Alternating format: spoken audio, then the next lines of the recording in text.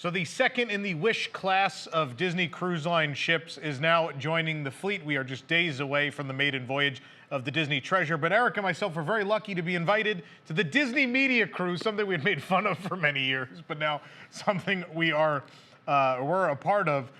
So we were invited by Disney to take a 3-night voyage aboard the Disney Treasure to check everything out. And so this is not one of the itineraries that will be offered, but it'll give us a taste of what is to come. And so this is our honest review of the Disney Treasure.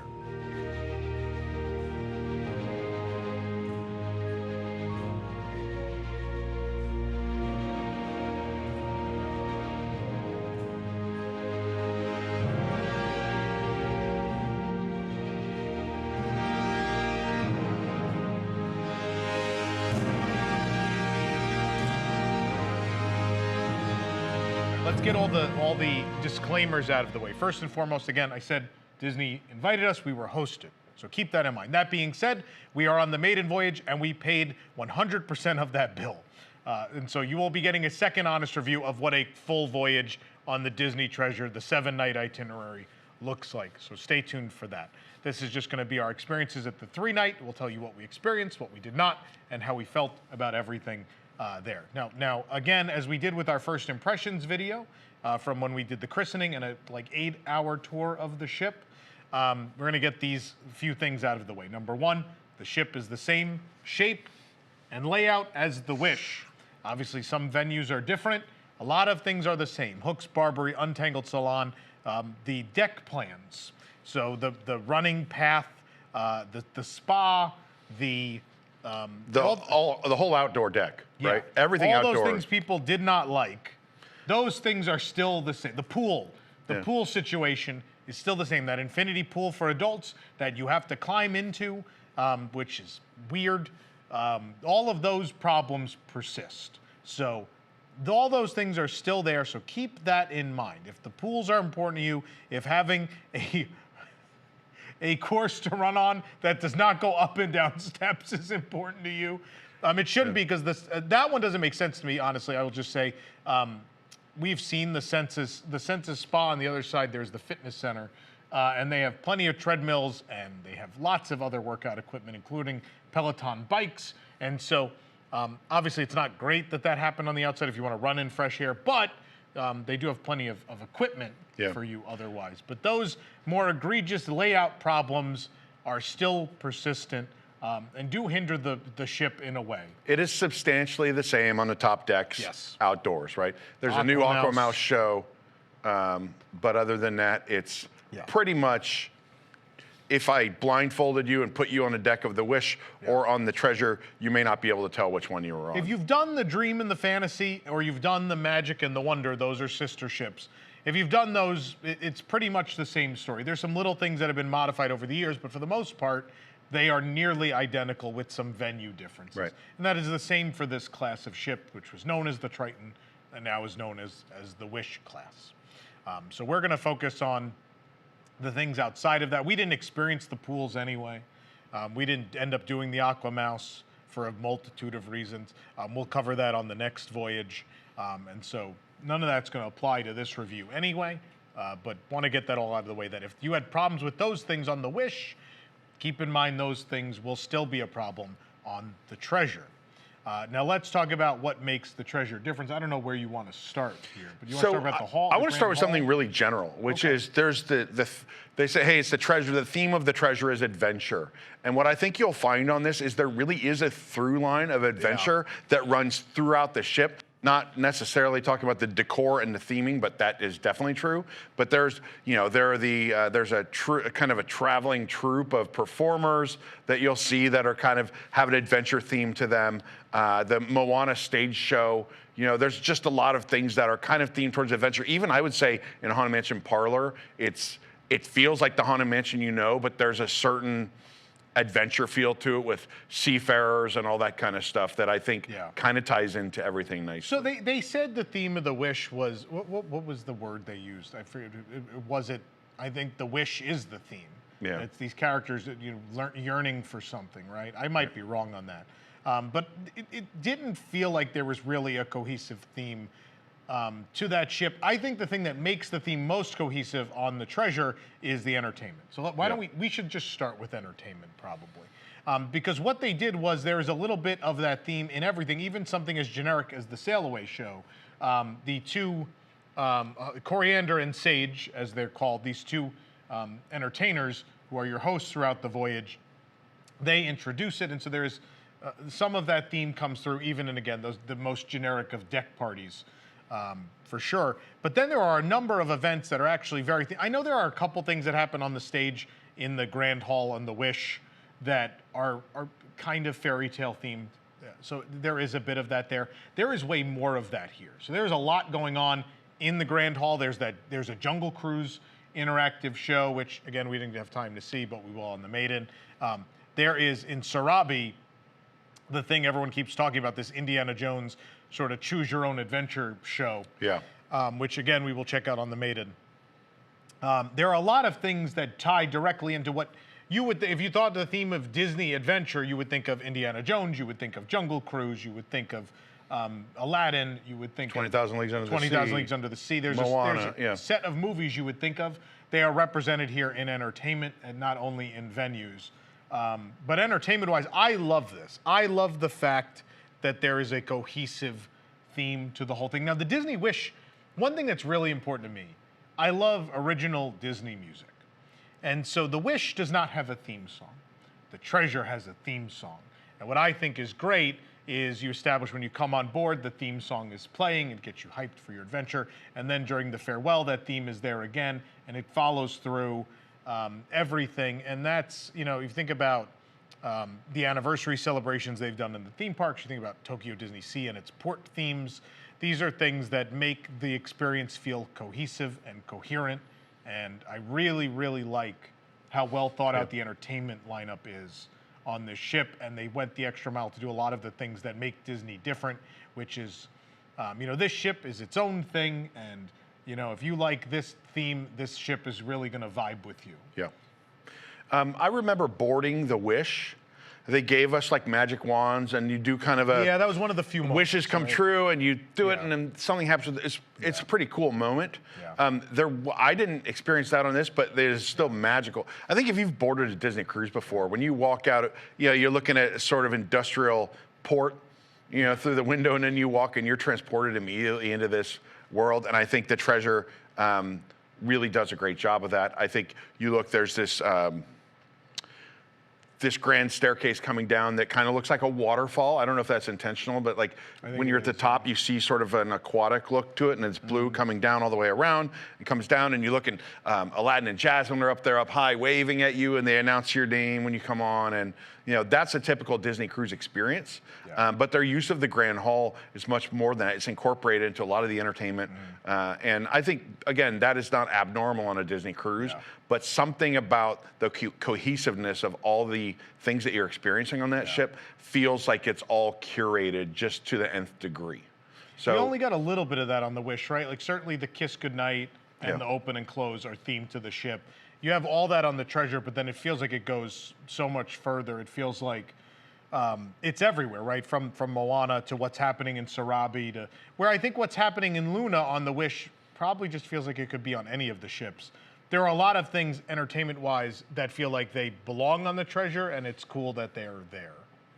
Yeah, and I think, like you said, with Coriander and Sage, when you see them, you can watch their individual shows and be entertained. But I think there's actually a progression if you follow them throughout the voyage at points when they show up that are part of a story that has started when you boarded and is going to go all the way until the last night. They find this treasure, and they're going to get the key, and you know what that's directly from? Galactic Star Cruiser. Yeah. It gave me I think they learned a lot from Galactic Star Cruiser. Now, again, it's not like you're going out on the ship and the whole time you're there for 7 days, you're living one story. But they're having a through line with characters that follows you throughout your voyage is absolutely, it's Galactic Star Cruiser to a T. Yeah. Which, I mean, there were, you know, if you watch those Galactic Star Cruiser reviews, we went on and on about how much we love that. And so to have a little bit of that here, and I think it's the right amount. You obviously don't want to have this very intense thing where you have to be at every story moment. No, And, yeah. no, but just to have this cute little side story that if you go to a couple things over your 7-night voyage, you pick up, you're like, oh, I like these characters, I know a little bit about them, and you're a little bit invested at the end when they've got the treasure and the key opens it, and it's obviously, you know, not to spoil it for you, but the treasure is the memories we made along the way. But All along we're like, please be merch. is it a collectible coaster? Is it collectible limited edition? Coaster, please.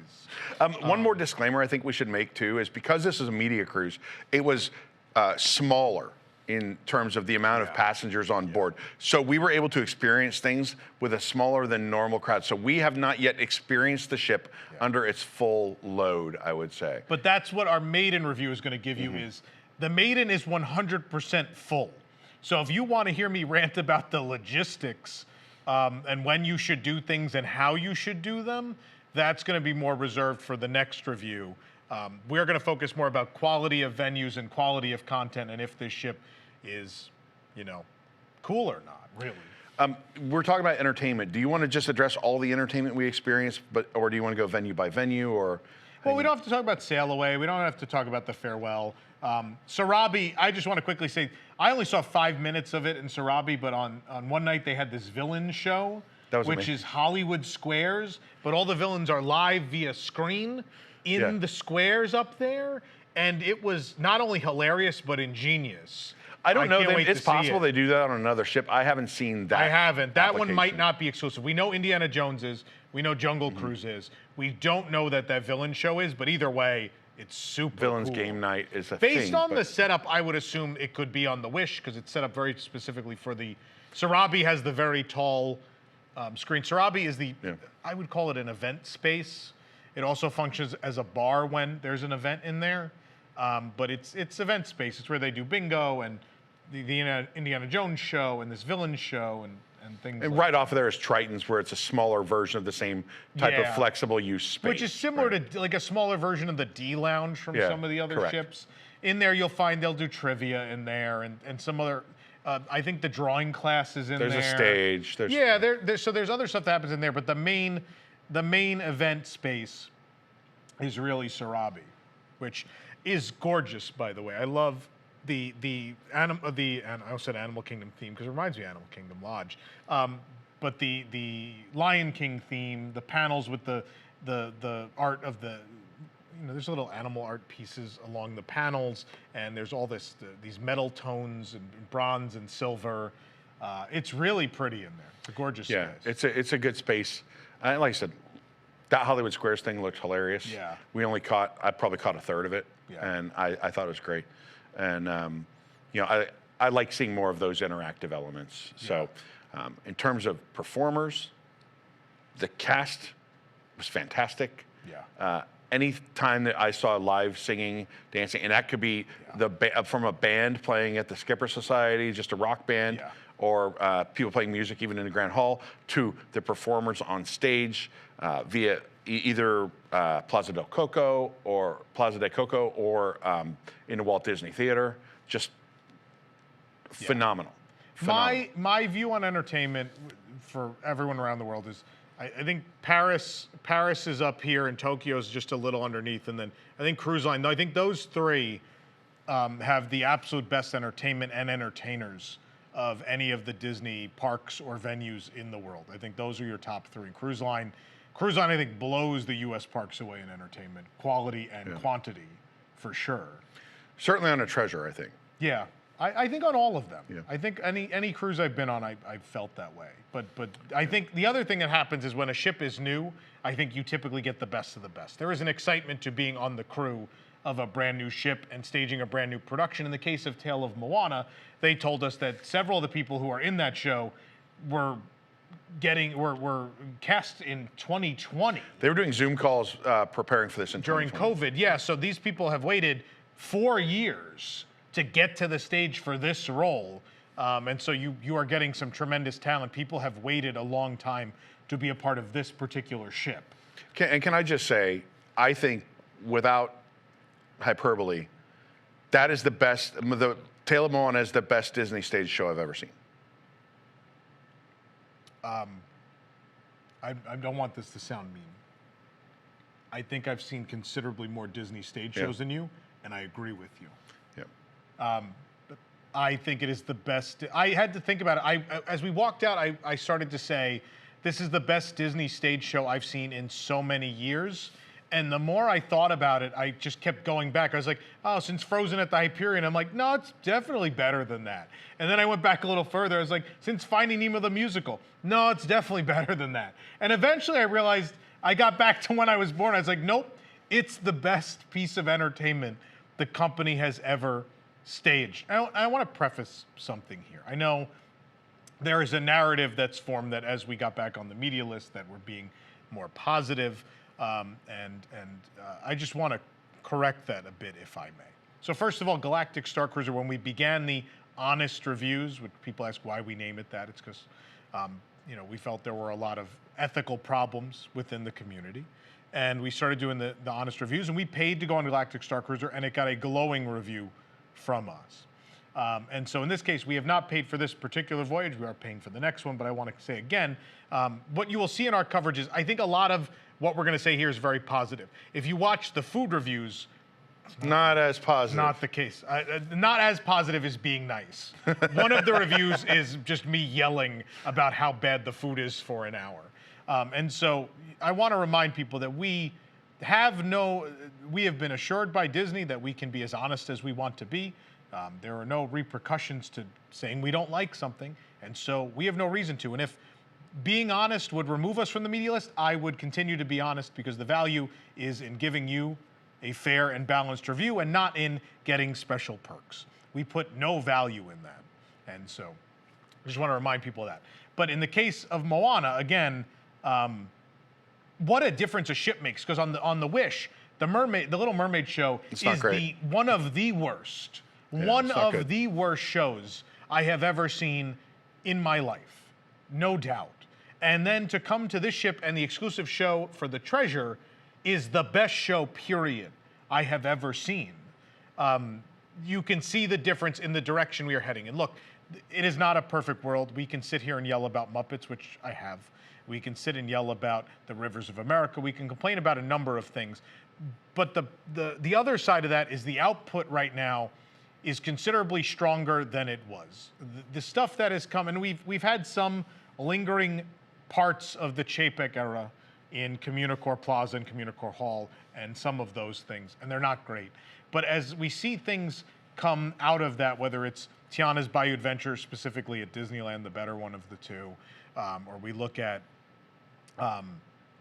just look at some of the DVC, right? The Disneyland Hotel edition, I think, turned out really beautiful. And we look at other things on the horizon. We're seeing a definite uptick in quality, and the Treasure is the most gleaming example of everything that has changed, where they were stuck with a ship that is a layout that they know failed horribly, but there's nothing they could do except try to fix all the things that were in their power to fix. Yeah, so most of the things I hate about the Wish are present on the Treasure. So there's plenty of, look, pools, I didn't get a chance to do the pools. Like, we were eating and doing comprehensive reviews of venues the whole time. I mean, from 7 a.m. to midnight, every day. And so we didn't get to lounge about a lot in the pools. I know that there are disability and accessibility concerns on the Wish. Under the Aquamouse is what a disaster. So I believe those are probably still present. So errors that the company has made, some of them move forward on the Wish. Yeah. I like to think that almost anything that the Wish did, though, that the Treasure did better. Yeah. So I don't know if that's because they were listening. I don't know if that's the benefit of time and experience or a combination of all those things. The Treasure felt like it had a different mission, right? Which is, I feel like the Treasure is designed for parks people, right? If you're a Disney parks person, this ship, more than any other, by far, is for you. I will say, like, look, I am a parks person, but I also grew up with all of these films. I love these films very much. And so I'm not turned off when you tell me, oh, well, the bar is the Bayou as opposed to the Skipper Society. Now, obviously, fanboy Tom prefers the Skipper Society. Do I think the Bayou is a worse venue? I don't. I don't think that. I think they're two different things. I'll debate you on that a little bit because Okay. those are two things that are substantially similar in their execution, right? Which is it's a menu with a curated menu that has a lot of these different drinks that are kind of themed to, in this case, an attraction. Yeah. The others to New Orleans or to Princess and the Frog. Yeah. And then where the Bayou has beignets, Skipper Society has waffles, Yeah. right? These are very like similar. Their layout is the same, just with different decor packages. They both have the one thing that didn't like about the Bayou that I don't like about Skipper Society is it's in the center of a shopping mall, right? You're surrounded by shopping venues on both sides, so it loses some intimacy. But That we being knew said, that it was going to go there. Is there an operational reason for that? Is it women be shopping, and it's like, well, what does the husband do? Like while that's happening, he could just sit in the middle and they can go to all the stores. I'm not trying to be sexist. I shop more than most women, I would say, and maybe my significant other would like to sit at the Bayou and or the Skipper Society while I shop for several hours. But I'll say the Bayou is beautiful, and I had no complaints when I was in there, except that it's you're hearing the Star Wars door go all day long, and people are walking by you on both sides, and it's a little too centered to the ship, so there's just a lot of traffic around there. It's too easy to find. There's no, and it's evidenced on debarkation day. Yeah. Every You have time to I've walk through debarked it, from the Wish or the Treasure now, the fact that they have to move furniture so they could do the debarkation line is silly. That means something went wrong. So I think I'm a fan of the older Disney ships where they have a district that's sort of off the beaten path that you go to find that district, as opposed to this where you kind of find it within 30 seconds of walking out of the Grand Hall, right? So that is a valid criticism, I think, of like the placement of these things, but the spaces themselves. If you want to put Bayou against Skipper Society, I'm going Skipper Society because that's my aesthetic. Same. Right, because I love the Jungle Cruise, and I like it has more Easter eggs to find, right? In those little nooks and crannies, there's all kinds of, there's newspapers and postcards and things with old corny jokes and all kinds of fun stuff that we were able to look up close at. Entertained me for a half hour. Yeah. So in that respect, the Skipper Society appeals to someone like me. There's nothing wrong with the Bayou. The Bayou's a beautiful venue, and I just think this is taking things into an area that the fans are even more passionate and familiar about in terms of details and Easter eggs and all that kind of stuff. Not everyone is us, right? Not everyone's a parks person, and I understand that. And I have no problem with IP venues. I have no problem with them not being a park thing. And we have to be honest, though. The parks are IP. Like Jungle Cruise is an IP. Haunted Mansion is an IP. Those have both had films. So that's the thing. But they are original attractions that predate They began as original attractions, at least, and that's our bread and butter, right? Yeah. But I do think, just if it matters, I think the drinks are better at Skipper Society. I don't want to get into the bars yet. What I want to do is we started at Moana, but there was a good conversation. Let's finish our review of Tale of Moana and wrap up the entertainment, and then we'll move on to bars and dining. What makes this the best show is, you've already talked about the quality of the cast, but the quality of the staging of the presentation is unbelievable. There are several wow moments, and the thing I want to say is I already loved the show before we got to the puppet. They already told us about the puppet. So the what is it? The Tafiti, but before Tafiti, it's Taka. So the Taka Tafiti puppet was heavily marketed. And so we knew it was coming at the end. Before we got to that moment, I'm sitting there going, this is already amazing. The only thing it's missing is that wow moment that you're going to carry with you the rest of your life. There are the best Disney shows, the best Disney attractions of all time have that moment where you're like, how did they do that? And you never forget it, whether it's you go to Japan and ride Enchanted Tale, Beauty and the Beast, and you watch that transformation scene. The first time people rode Pirates of the Caribbean in the 60s, and they're like, the city's on fire. Yeah. What? The whole town's on fire. How is that possible? Or first time you saw the Hatbox Ghost, and the head just disappears from all of those moments you think about that make, or just watching an electrical parade light up down the street. I think the Taka Tafiti puppet is one of those moments where, not to spoil it too much, but It starts as one and eventually becomes the other, and both are incredibly impressive feats. And it's an unreal. Let me say this: I have been really disappointed in Disney Live Entertainment for a very long time because I started to see things from like, what's the celebration in Rio de Janeiro? Carnival. Carnival. You look at like the floats at Carnival in Rio, and you see this incredible puppetry, and I'm thinking, the Walt Disney Company has billions of dollars. Whoever's making these floats does not. And look at the puppetry. This is technically a technical marvel. Why are we so far behind at Disney parks? Or when you go to Vegas and you see how much some of those hotels have passed Disney by in the last couple decades, it's frustrating because Disney used to lead the way and innovate for the entire industry.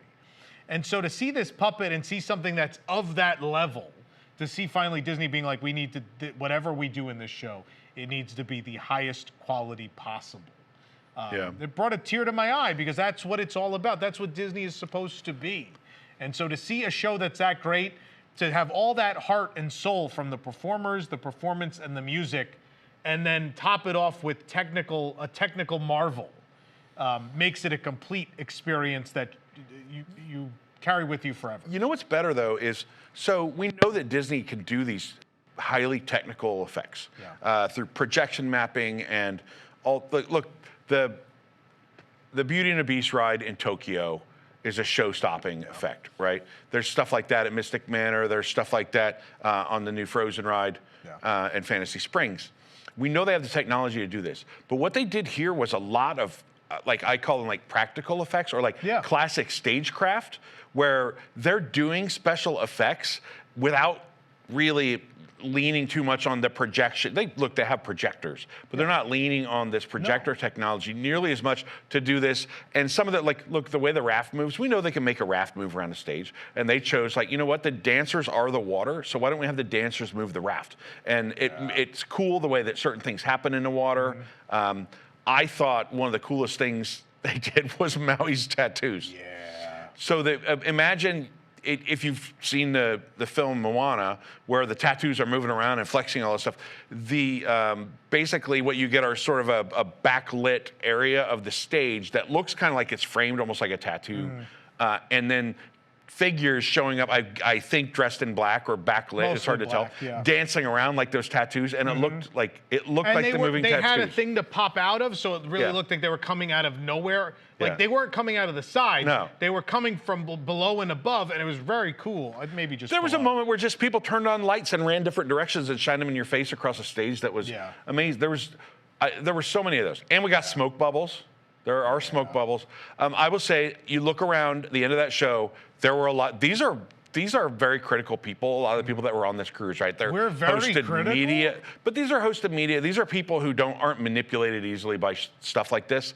And I mean, I saw a lot of tears, a lot of like gasps. We left and I couldn't talk. And finally we got out of the theater, and I think Rosanna is just like, "Oh my God, what did you think?" And I was like, I'm stunned. It was stunning. And look, I'm a sucker for some of these stage shows. I love the Tangled show and the Magic, but we're talking about a different level. This is just a different level. No, it's beyond. I would dare say if there weren't several other things that we're going to talk about that are reasons to go on this ship, I would come on this ship. I would take people just to see Moana. I would book this for my family, just be like, I have to take you to see this Moana show. This is worth the destination. It's incredible. And that puppetry, it's not just that last puppet. There's great puppetry throughout. I want to talk about the Tamatoa number for a moment. First of all, they had a lot of balls to do what they did, which is they essentially drastically changed Shining. Now, I don't know, speak for myself. I like the movie Moana very much. I love the soundtrack. There's one musical number I dislike, and it's Shining. It's my least favorite song in the whole movie. In the musical, it is my favorite song. Her performance, the way it's delivered, the way they changed the genre of it, and then the really cool staging, the puppetry happening behind her, and what's going on all around, the smoke bubbles, the whole the presentation and the performance of that sequence is unbelievable. What a glow up from the actual film. Whether you like Shiny or not, it's undoubted. I think everyone we spoke to after the show brought up Shiny. So it has to be agreed upon that they achieved something special. And that takes a lot of guts to go, oh, this is this Lin-Manuel Miranda movie that has now reached legendary status. Let's take one of those musical numbers and rework it. It's also, they did say it's like an open casting position, so you might have a man playing Tamatoa, you might have a woman playing Tamatoa. You never know what. We had a woman, and she no one else should even touch that role. Yeah. No one else should touch that. That is hers. That belongs to her until she no longer wants it. Yeah. All in all, though, I think I was just, there's something about the authenticity. Like, they have cultural advisors now. Look, people are sensitive about it. Remember Moana at Disneyland in the parade was doing like hand movements that people didn't like because they weren't culturally authentic. We have someone, Allie, on our staff. From Hawaii. Her significant other, Kevin, from Hawaii, is of Hawaiian descent, and he was greatly offended. I can't argue with him. That's his culture, and he has every right to be. And certainly, again, the Walt Disney Company, the reason we are so hard and critical of the Walt Disney Company is because we know what they are capable of. And the Walt Disney Company has always been capable of having cultural advisors and making sure things are correct. When they make these movies, this is the process in which they're created, right? Not a cultural advisor, but if we go back to Walt Disney's time, the authenticity was still striven for, right? Whether it was Bambi. Yeah. In the case of Bambi, they brought wildlife into the studio to make sure, even though they were going to be talking animals, they looked real, right? And there's no difference between that and saying we're going to make a movie about the Polynesian Islands, and so we have to be true to that culture. Let's bring in some actual cultural advisors from that culture to make sure this is accurate. We'll work on the story and making sure the story is great, but let's make sure the story is also true to where it's from. That is also true with Coco, because Coco and Moana are both stories where the culture is central to the plot of the story they're telling. Right? And so it is important. In Coco, they did the same thing where they brought in, cultural advisor to help them along with the, let's make sure we're creating something that's authentic. Do you want to jump to, I don't know what else to say about it. Do you want to jump to Coco? Yeah, let's go, because we talked about on our last video what a beautiful space they have. Yeah. It is a beautiful space. And we, as host of media, we were lucky enough to go in there and get a very intimate talk from the voice of Miguel, Anthony Gonzalez, and then Lee Unkrich, the director, and we got to hold their Oscar. That was cool. And get a photo, but I know that people don't care because it's not a real experience. It's not relevant to the review of this ship. But we got to also talk to the creative, or hear from the creative team people involved who made this show. Right. And everything from the way that the menu is very thoughtfully put out, as to one is like when we sat at that table, it felt like we're at a family gathering, right? It felt like a very family-oriented meal. Yeah. Like we're sharing chips and salsa and some of these things, and there's enough different things on the menu to appeal to almost anyone, and they put on a show with mariachi instruments, guitars, violin. I want to note this is considered the night 2 Coco experience. So it is because it is a 7-night cruise, you will experience each rotational dining venue twice, of course, unless you go to Palo or skip dinner, or Enchante and skip dinner. So keep that in mind. But I'm very excited to see night 1 on the Maiden, because it apparently story-wise sets up night 2, which is the Dia de los Muertos celebration, where Hector and Imelda have been brought back to the world of the living for a short period to celebrate this meaningful day with Miguel. And now Miguel is a teenager. This is years after the original film. He's a teenager. He now is settled into his life where he is a musician, and he's getting to see his family members again. Do not miss this show. No. Do not miss this dining. Do your Palo on one of your other dining rotation nights. Do not miss the Coco. I assume the first night, I wouldn't miss either night, and we don't even know what the first night is, but if the first night creates more emotional value in the second night, then I would dare say you have to do both. If you want to miss 1923 or Marvel, go for it, because those are awful. But anyway, I'm sorry, I'm not going to mince words. I hate both of those immensely. But the Coco show, we already, at that point, we had seen Moana. We had been to the Haunted Mansion parlor. I'm already, I love this shit. I'm at a high. Yeah. And to go to this place where, look, 2 of the 4 people at our table have lost people very close to them this year, including me. So to look around and our whole table's crying. But it's also a celebration, and it's a different way of looking at death, and it's very personal. Sorry, I've been choked up. And I'm telling you, I'll never forget it. I think we had 2 of those moments, because Moana obviously loses her grandmother also, and they talked about this at the media panel, and it is beautiful. Those movies you already talked about how they're very parallel to each other on so many levels, and it's this young person trying to find their way, but the other parallel is it's about loss, and both of them experience that loss. And I know one of the media, I don't remember what outlet she was from, but she asked about that. And of course, what Disney said is what we all know. As Disney fans, I don't try not to think poorly of the non-Disney people because they don't know any better. But I thought the one thing we all knew about Disney is that for every laugh there is a tear. Right. And I think what makes Disney special, what makes it different from Universal or anyone else, is that emotional, the emotional value. They make you feel things, and to go to what the world would say, oh, you went to a theme park, oh, you went on a Disney cruise. The emotions they make you feel are unlike anything that you will feel from anything else. That Coco dinner, all 4 of us were in tears. Obviously, I'm sure Lee looking over at you and me looking over at Rosanna and just knowing, what this year has been. I think obviously everyone sitting there has lost someone. And that show strikes all the chords. The performers convey that emotion so beautifully. When Hector and Imelda look at Miguel, it is so real and powerful.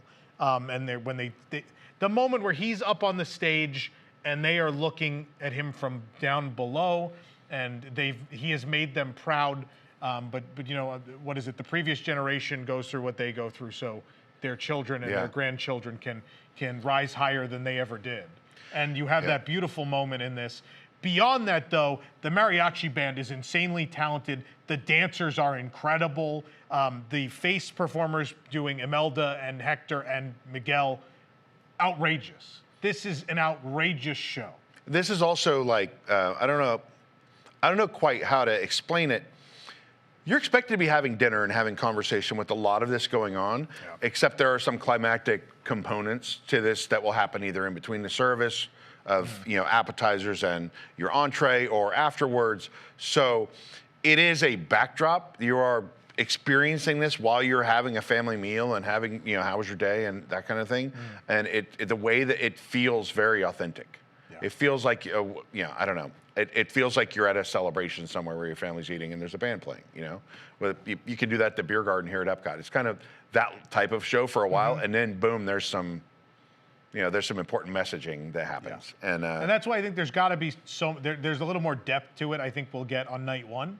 But I mean, if it was that powerful with just what you want to call it, the climax of the story, if it was that powerful with that alone, I'm really excited to see what they add, what resonance is added by that first night. But man, and then food-wise, it's absolutely the best rotational dining. Sure. But you'll see that's a separate review. We're not going to waste time here talking about the food. No, but I would go back in there and just look around. It's beautiful. Like I could have, if everyone were gone and I could just go in there and take photos of that place, I could spend hours in there. Yeah. It was the tree. There's a tree canopy above them. Like you're in a town square. It's a plaza, right? So there's like but park. like of a small town. Yeah. So like that's the park in the middle and the bandstand, and then you're sitting under the awning of the businesses that surround the plaza. Beautiful ofrenda when you enter this amazing shrine, and it's funny. And sometimes I was like, did someone leave something there, or is that like glass Mexican Coke bottle supposed to be there? I have a photo of just the whatever family member loved Mexican Coca-Cola. And I had to go. I looked at Eric and I go, I have to know. And I like reached and I was like, oh no, it's a prop. It's glued down. it's like the real. pickle jar. I thought someone just left like we won't get into that tower thing. But it's glued. I look at Eric, I'm like, I have to know. And I go like this and it doesn't move. And I'm like, oh my God. The Riveras had a family member who loved Coca-Cola. They did serve us Coca-Cola in the glass bottle, Mexican Coke bottle, which is, I mean, that extra touch. The authenticity is there. Now, the flavors are dialed back a little. They were, I think, a concern that some of the cruising public wasn't gonna like spicy the spice food, and some of those flavors would be too much, but I think in the end they still succeeded. that But review's coming up. Yeah. Watch the review, please. Let's very quickly, I don't want to waste my breath on these. Let's quickly talk about 1923 and Worlds of Marvel. 1923 is returning from the Wish. They've chosen different animated movies. The highlight are the displays. The displays are gorgeous, whether they have maquettes from each film, the artwork, little props they made. I love on the Walt side, there's the Mrs. Sanders sign from Winnie the Pooh's house and a like old style plush Winnie the Pooh sitting there. The decor is very nice, and the ambiance, the vibe with the Carthay Circle sessions, background music loop playing. Polished wood, Yeah, chrome. no, it's great. Yep. But then there are other problems like the furniture. The chairs are terrible. Yeah. The chairs don't move. They're super wide, and so your chair, if you're at a four top, your chair is touching the chair next to you. It basically almost has become I a hated booth. that meal because of Yeah. well, I felt cramped. And you can't pull the chair out. No, It doesn't. it weighs 500 pounds. It doesn't go. And then we're jammed in a corner. The seating layout in there is terrible. Yeah. And the food was not great. It was really not great. I like the vibe, but just it's not. This is, again, almost indistinguishable from The Wish. Yeah. Unless you have a photographic memory like Tom, and you're like, oh, that's a Finding Nemo display, and over on The Wish, that's going to be a Toy Story display, whatever. Yeah, no, little the shelves. average guest Yeah. probably wouldn't even know. But I think you can say this.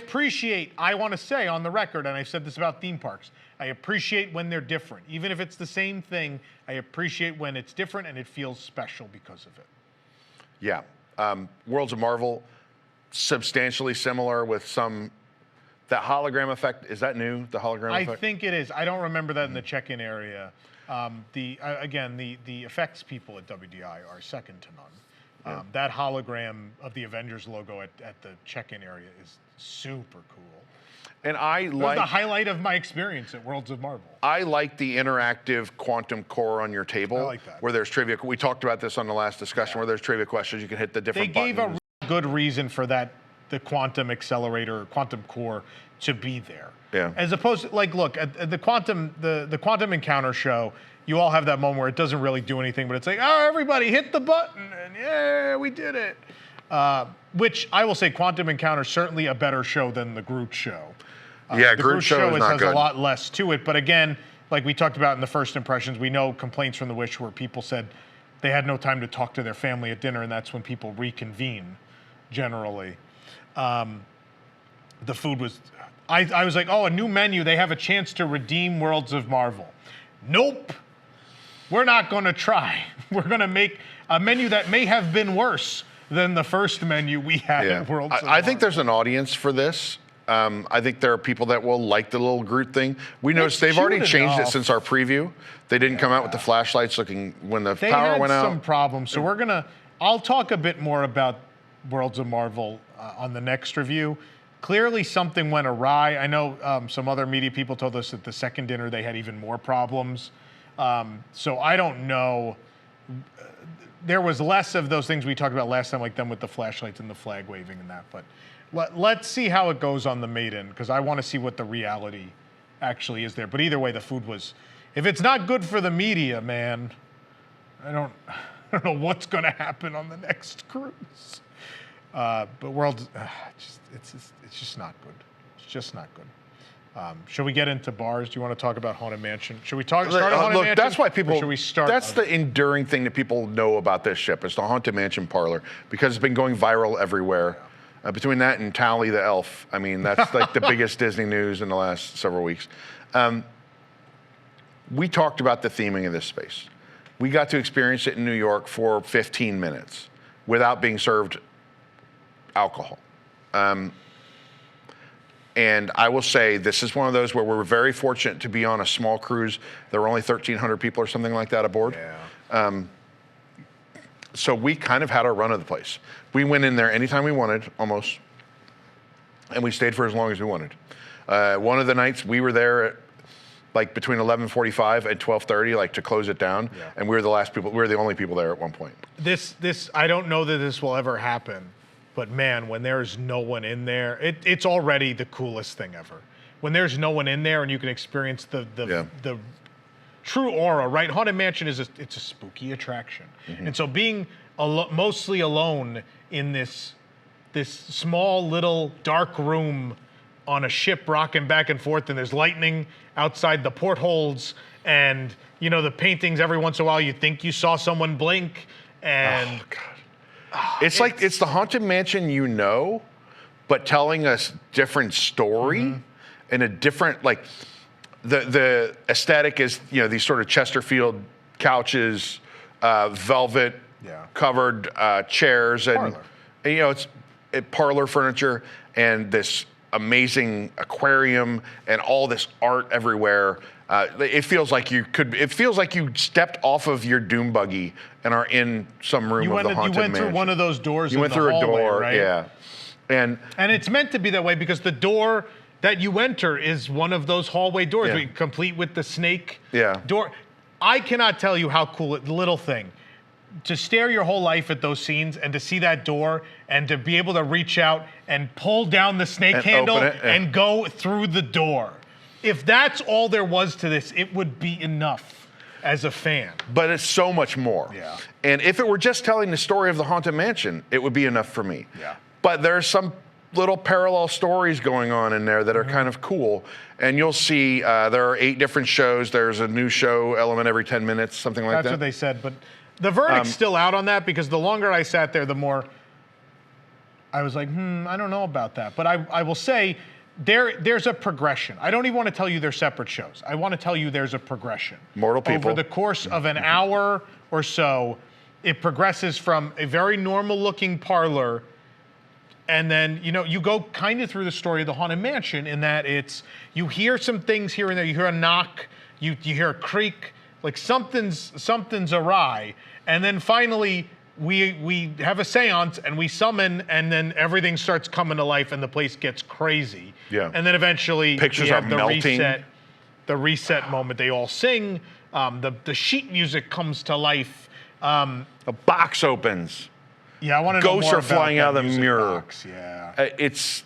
It's so well done, and these, you know, but there's a sort of nautical feel to it because you have these portraits, you know, like they're Admiral Master Gracie, like parodies. They're parodies of Mansion with a nautical theme. So you have, instead of you have a man on a seahorse, right? Or King Neptune on a seahorse, maybe. Yeah. You have, instead of the cat lady on the couch, you have a mermaid lady on a couch. Yeah. You have my personal favorite though is the pirate hatbox ghost. Yeah. He is a pirate. I call it the treasure box ghost, perhaps. Yeah. He has his treasure chest, and every once in a while the head goes into the treasure chest, but it's just broken up to see his eyeball peeking out, but his head's gone now. It's really great. So imagine, you know how the illusions work in the classic Haunted Mansion, right? And they're meant to be viewed from a certain angle and a certain distance from like a piece of glass, right? Some of these. Yeah. You can get this close to these effects and look at them, and they're spectacular. You can look, even the portraits. I know that's like some sort of LED screen, but it sure looks like a portrait that's moving. It's I can't see the pixels. And these things happen. You get close to that fish tank, and there's a whole different story. The fish tank has fish tombstones in the fish tank. Fish tombstones, man. Oh my God. He went one to of a them's budget. budget. Budget one? You catch the budget one on the other side? No, what is it? Like the budget slashed. Hold on, I gotta pull up my photo here. One of them is like he went to a beta place. Another one is like, so I don't know, a good. fish named Bobby who ended up getting served with wasabi. Like there's all kinds of these. And they're hidden. They're very small. So the budget one is Budget the fish. He had guts. But like all budgets, he suffered from cuts. And you know they knew they were kind of going to get in trouble for it because the most algae of any of them is in front of that one. Yeah. I almost couldn't get a picture of it. You have to get extremely close, but like that's a cool thing. Here's this aquarium with special effects of basically like hologram fish, like skeleton fish swimming by. and you're like, what are they projecting that onto? How are they doing this? 'Cause you can get this close to it, and you're like, no, it's Lexan glass. It's very thick. But, I mean, you can't see that pane of glass that they must be projecting onto. Yeah. You know, it is. And the other cool thing is, and like the Imagineers told us at the christening, you really have to sit everywhere. If you sit up at the bar, you will have a whole show on that mirror in the background. Yeah. If you sit at the fish tank, the fish do different stuff every single show. My personal favorite, when the fish become the singing busts. They Yeah. just become the mellow men and perform. If you sit over by the Donald Duck chair, you're going to have the music box. You're going to have the sheet music. You have the instruments come to life. If you sit by the paintings, you have all the things. The paintings do a million things. The paintings are alive the whole show. For the whole duration you're in there, the paintings Even are when they're doing something. human. Yes. Right? There's a point when those portraits transform from a human being into something that is, more macabre. And but every now and then you might catch a little wink or a little I really like the fireplace with the mantle clock. I love the mantle clock, which you can buy, of course. We'll talk about that later. Merchandise we have to save for another time. But man, sitting there by the fire and the clock goes off and you have the ship painting changing. Rolly Crump bust right next to you. Yeah, Rolly's over there and the captain on the other side. So you really have to sit in. I would say there's 4 quadrants, and I would recommend if you can. What do you think of the Donald 5 Duck areas? chair, and then that corner by the door where we sat was pretty cool because that box is right there. Yeah, but if you sit at the Donald Duck chair, You're kind of near it. And then there's the fish tank, 2 sides of it that you can sit at in one zone. The wall of portraits, and then kind of the fireplace / bust. Sure. Yeah. But I think if you're And the bar, if you have one cruise and you don't know when you're going to be back on the ship, I would suggest at least 4 visits to Parlor and try to sit on each side. Try one bar and then the 2 sides and the front. Try to do that. So you could see the most of the show. And I'm telling you this because if you're watching this video and watching us talk for over an hour about a cruise ship, then this means something to you. And so that would be my recommendation. Yeah, and I've seen people say it's small. It is small, but it's bigger than it looks. Yeah. It is such a vast improvement over the Star Wars Hyperspace Lounge that it's not even worth discussing. I don't care if you look. I know some people that are huge Star Wars fans. Yeah. If you go into both of those spaces and say the Star Wars bar is better, you probably should be committed. It's terrible. Hyperspace Lounge was one of the biggest disappointments I've ever experienced. See, here's the thing. Expectations for Hyperspace Lounge were here, and it came in down here. Expectations for Haunted Mansion Parlor were here, and it came in up here. Yeah. It far exceeded even my wildest dreams. We won't talk about drink quality. There is a big review of just Haunted Mansion Parlor. We tried everything, so you can watch that. But as far as venues go, I have been to every park in the world. I've been on every cruise ship. I've seen everything that the experiences side of the Walt Disney Company has ever done. I think it is the coolest, most creative, most fantastic space they have ever built. It was built by people who love this thing the way you and I do, and you can feel it the whole time you're there. It is fan service that also will work for anyone. I think if you've been on the Haunted Mansion once in your life and you're like, oh, we're going on a Disney cruise, and you sit in there, you undoubtedly will think, this is super cool. And if you're a fan like us, it'll be one of the highlights of your existence as a Disney fan. To me, the height of Disney lounges and bars has always been, the bar has always been the Adventurers Club, right? Yeah. And still, it had some amazing elements to it where those were more a lot of those things were more interactive in some of those Trader side rooms. Sam's at Disneyland or Disney. Yeah, some of the side rooms, you have your Trader Sam's. Those are levels that people love. And there's a high demand for those places because of it. This is on it. If they did this shoreside somewhere, if they ever did this shoreside, they would make a killing. It's amazing. It's amazing. They knew though, right? So it is going to be on the Destiny. We know that already. Yeah. And so you'll have 2 places you can go to see this, which is still probably not enough, but man. And again, we'll talk about logistics next time because the Maiden is a full cruise. We will find out how to get in, when you should get in. It's going to be a disaster. I'm already kind of dreading it. But they already announced time limits, Oga. There was a sign there, and again, things will change cruise to cruise or even day to day. Maybe that 45-minute limit thing won't even work. We'll see what the reality becomes. I think they have a lot to figure out still. They kind of helped us along even in the limited amount of people that were there, where they bring your drinks, and next thing you know, they just slide your put a check to you. checkbook down, Like, yeah. oh boy, Like just kind of make you uncomfortable. Like, yeah, you cool you themed go. coaster. Here's a death certificate. Yeah, that's the other thing is some of the drinks get a death certificate, some you get, all of them you get the coaster, which looks like the poster for the Haunted Mansion parlor. Drink presentation's very cool. Again, I won't get too much into it because we have a whole separate review, but obviously Mansion Parlor is tremendous and a reason to go. We talked about Skipper Society already. I'll leave the food and drink for the review, but as a space, we talked about that first impression video. We'll leave it at that. It's good. Periscope Pub, same thing. It's you know, it's the... We spent the least amount of time there, but I love that place. It's the pub. You know, I was a little disappointed, I said in the first impression video, because it ended up being like the pub, which they have O'Gill's and they have Keg and Compass. Yeah, like you don't want to watch you don't want to watch Monday Night Football. So it's like, my idea is like 20,000 Leagues is my thing. I love 20,000 Leagues so much.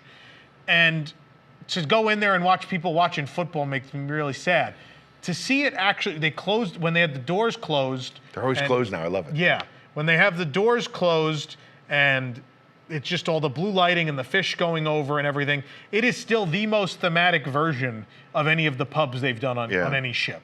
And so even then I'm like, this is still the best version of this. And I am so lucky that my weird, obscure Disney movie that I love and is very dated and no one talks about anymore got something like this. I will not take for granted that I have this. And we sat at the, I have to sit at the bar every time because just staring at that big gold Nautilus arrow, the big gold Nautilus arrow on the gauge in the back. And I'm just the whole time thinking, this exists. And they play the area music from 20,000 Leagues at Tokyo Disney Sea. Oh, I love it. We walked in. Love it. We had a couple false starts where we went in and we're like, oh, you know what? We can't get food. We're not going to be able to stay here. We sat at a table and I thought, like, I love this place. Yeah. But when we sat at the bar, it felt magical. Yeah. The costumes being somewhat of a replica of the 1971 attraction, that they have the pin, even though it was on the hat. It wasn't there. The patch was on here, but we won't get into it. Just those little nods. Having the model squid from the Paris walkthrough, having a Nautilus model on the other side, those little touches, all the gauges, the rivets, the furniture being themed, makes a world of difference. It is absolutely, again, the most thematic version of the bar and pub from all of the ships. There's also a big menu there. So this is not, in all of these bars, there's something for people that don't drink. So part of the audience does not drink. Don't let that discourage you from going into these bars because there are a number of alcohol-free drinks. Zero proof or non-alcohol. Yeah, zero proof. There are a number of options. The Periscope Pub has a huge food menu.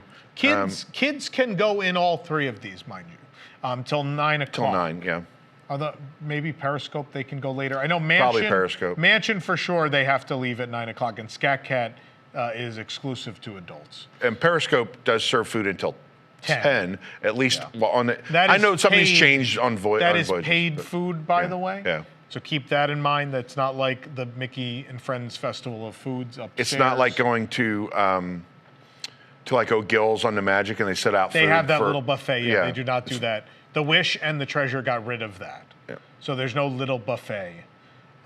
There are paid items you can add on. So we're going to try those on the Maiden. We didn't get to those. Again, we only had 3 nights. We did what we could. And then Scat Cat, we didn't even have time. We didn't get to Scat Cat. So Scat Cat we will do on the Maiden as well. It looks like a Sephora from the outside. And inside, since New York, if you saw our photos there, they've added a sign, like a neon sign. I love that you argued with me. We got there and I go, that neon sign wasn't there. I said that's new. I think it was there. No, I said, I think that's new. You go, that's absolutely new. I said, are you sure? No. And then you acted like you knew it was new. I was like, I spotted that. I don't know about this. I know about this. Sure. Whatever. At any rate, we didn't spend any time in Scat Cats. It's very small. Yeah. And keep in mind, a number of these venues that we tried to go to, Scat Cats is one of them, Jumbo Suites was another, that were constantly closed for private gatherings. Not a regular cruise. Right. Yeah. So we didn't get the Jumbos either. Again, so what you could look forward to for sure on the Maiden, we're going to do the Aqua Mouse, that new experience. We're going to do Scat Cat. We're going to get all those drinks. We're going to do Periscope Pub. We're going to get all that food. We will have a video. We already recorded the video review of the alcohol and the zero proof cocktails from Periscope. But that'll be held until we do the food and the other options at Periscope. And I want to say, by the way, we were given an opportunity to go up on the stage for the Moana show. I want to get this out of the way. We were given an opportunity. You cannot take photos in the Walt Disney Theater. We were given an opportunity to go on the stage and take photos. I'll get some to Billy so you can see that puppet we're talking about, and you can see Moana's canoe. Well, Billy have access. The whole video hopefully will be covered in photos and video of all these things. But yeah. So we get to show you at least the Te Fiti version of the puppet and Moana's outrigger. Do keep in mind you will not get to take photos or anything in there. We don't have clips of the show because it's not allowed. Right. So, and I agree with that. It's the same thing Japan does. Japan does not allow you to photograph or video in a show for the enjoyment of everyone around you, and I totally agree with it. As someone who benefits from things being filmed and put on the internet, even I will say I prefer when you keep the integrity of the stage experience. I believe and in a show like that, in a Broadway style show, I agree. The Coco show, I think, is a little bit looser. It's a dinner show or the set sail, and that's a whole different thing. But if you are sitting in a darkened theater for an hour or more to watch a stage performance, for the enjoyment of everyone, for the performers, to respect the performers, I think phones, video cameras, things of that sort. You need to experience this. You need to experience the show in person. It is. Be present in the moment. I always tell people anyway, look, in this day and age, and you can tell by going on a media cruise, there's a lot of Disney fan media out there. They have shot vertical video. They have shot horizontal video. You know, if you want to shoot your family and show, don't shoot your family. Well, if you want to record your family or take photos of your family, after 7 nights, experiencing things on a ship or in a park, that's wonderful. Make those memories. You don't need to film the entirety of the fireworks show. You don't need to film the entirety of some stage show. You should live it. In this day and age, you are all very lucky. Because look, historically, there are a lot of things I wish we'd go back in time and get video of that people didn't really record. But in this day and age, we have the benefit of knowing that every single park and cruise line offering ever is video documented to a T. So don't worry about it. Please go enjoy your time at these things and know that if you want to relive a certain show, it's out there on the internet somewhere. Not the stage shows on the cruise. Don't focus on documenting your life on a cruise like this. Yeah. Go out and just experience it. But obviously take photos of you and your family. Or not, I don't know. But don't take video of you don't need the actual thing that happened. You'll be okay. It'll be all right. Don't worry, I only took 2,200 pictures on this cruise. Well, that's our job. Yeah, I bet you took more than me. We've got plenty for you. Go experience it. Oh, I know. Still uploading. Are we missing? What are we missing? I mean, there's logistical stuff. I don't want to talk about shopping. No, can I just say that this is the absolute best merchandise? They're on this ship was one of the absolute best merchandise collections I've ever seen, and we'll get to that. You're not a big shopper, so this was a moment. This was a moment when I was like, I have to buy everything in this store. There is a merchandise line themed to the 3 attraction bars being Periscope, Skipper Society, and Mansion, and we bought everything. We bought everything because that's who we are. We went broke. I'm confident that if you saw photos of us from behind walking through the grand hall to our stateroom, that you would assume we were resellers. I would. We're not. We're just crazy. We're just reverse grifters. We're just reverse grifters. They're like, nobody's buying this stuff except these guys. We're like, because everybody else is here for free stuff. I said on News Tonight, I think they put us on the media list just because someone said, hey, how do we make the media cruise profitable? And they're like, well, if you invited WWNT, we would sell enough. And they only it's the first time they put the merchandise out. And none of the other preview cruises have had the bar merchandise. We were the first ones. And we never even got to drink our Pappy Van Winkle. No, we didn't. Another day. Next time. Another time. Another time in another place. I just want to say, like, in closing, that this was one of my best cruise experiences ever, and I would never say that about a 3-night cruise. No, you were so mad when we did the Wish. Not because it was the Wish, but mostly because it was short. Yeah, I hate 3-night cruises. I'm so glad this is doing 7-night itineraries. This already elevates it above the Wish, in my opinion. This is my first 7-night. Really? I've only done 5. 5 has been my longest one so The staterooms are kind of what you're going to be used to in any of them. We did tour. Same as the Wish. bunch They're of suites. functional. They're kind of clean. They have some details, but Yeah. they're fine. The experience was, I mean, a huge hangover getting home and like being out of that because you're fully in it there, and they've done such a wonderful job with this ship, and it is such a dramatic improvement above the Wish, in my opinion. And now the Wish is going to be cheaper, hopefully, because now the Treasure, even though the Wish is still doing like 3 and 4 nights. Just not do it. What? Just don't do it. I have to take I Lee know, on the Lee Wish likes because she loves Cinderella. I know, But I know. yeah, this is still, so I'm still chasing that final ship, the Fantasy. Still never been on a Fantasy. I've been on all the other ones.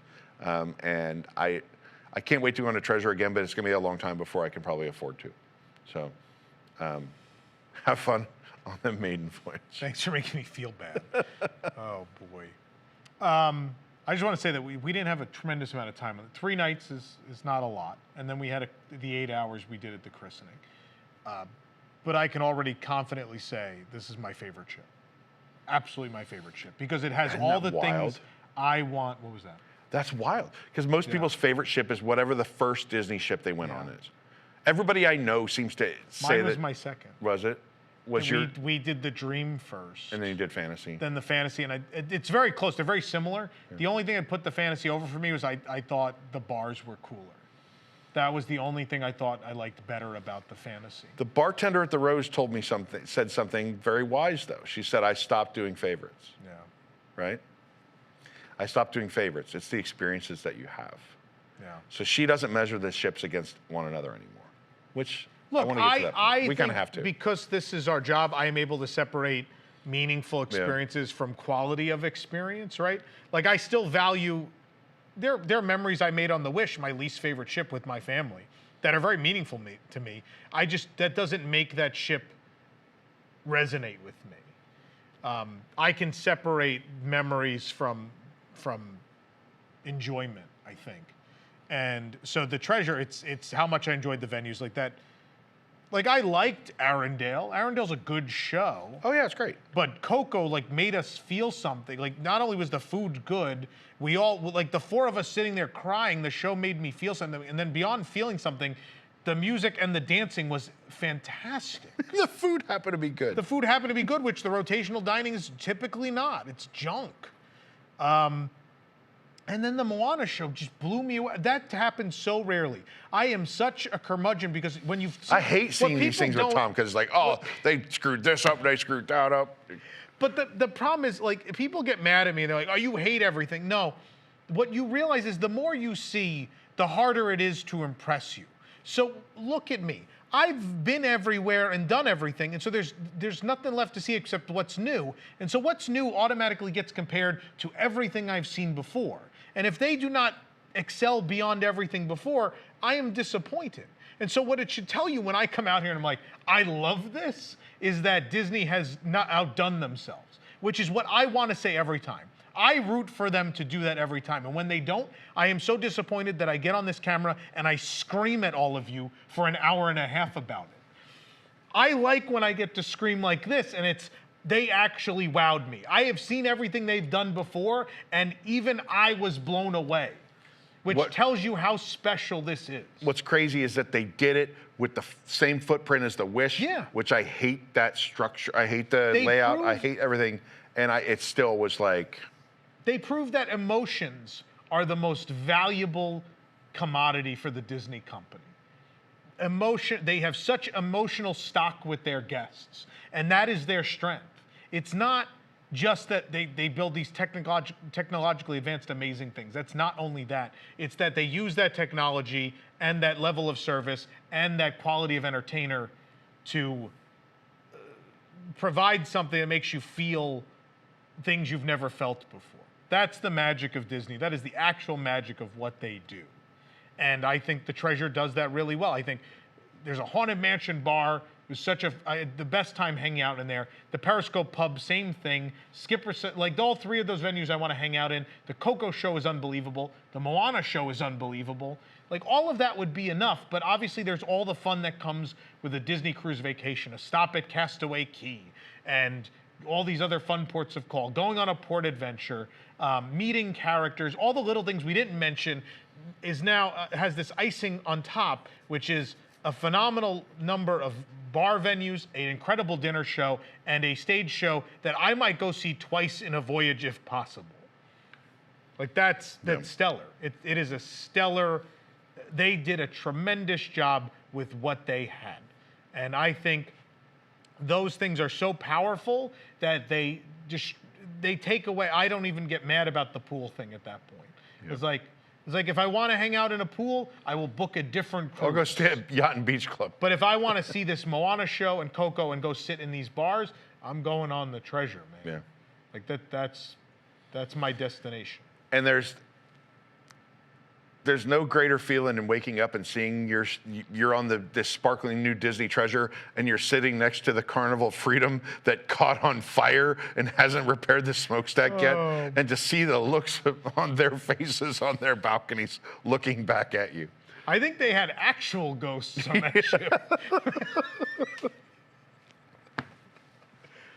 Oh, but again, we've really only scratched the surface, but those are just the thoughts on what we've experienced so far. Again, for food, we have individual videos of the food. If you want to watch the Coco show from the dinner show, Plaza de Coco, you can watch that in full here on the channel. There are tons of videos with lots of other things you can check out, but if we can only give you our thoughts in an hour and 15 minutes, then this is there what you we go. have to say. But I highly recommend the Disney Treasure. I give it 5 big booms. Boom. No, we're not. I give it 7 nautical Hatbox Ghosts. Out of 7. Out of 7. It's great. It should be a 6 because, again, the pool situation and all that is rough. But these venues are so good that you can't give it less. You can't. Yeah. So good job, Disney Cruise Line. Hit that like button and subscribe if you enjoyed our honest review. Again, more to come from the Disney Treasure, so stay tuned. But thanks for watching, and we'll see you real soon.